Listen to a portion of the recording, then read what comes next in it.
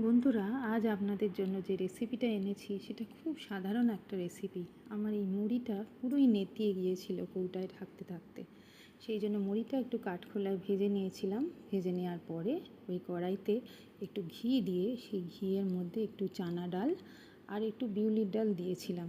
তারপরে বেশ কটা কারি পাতা দিয়ে নেড়ে চেড়ে তার মধ্যে একটু হলুদ গুঁড়ো আর নুন দিয়েছিলাম।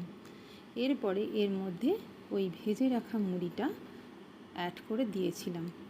এরপরে তার উপর দিয়ে ছড়িয়ে দিয়েছিলাম কিছু বাদাম।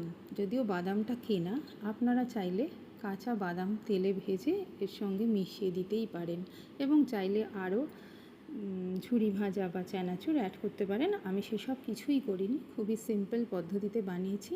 এটা এয়ারটাইট কন্টেনারে রেখে বেশ কিছুদিন ধরে আপনি একটু অল্প অল্প করে চায়ের সাথে খেতে পারেন। হেলদিও, টেস্টিও। আমার ভিডিওটা ভালো লাগলে লাইক, কমেন্ট এবং সাবস্ক্রাইব করবেন।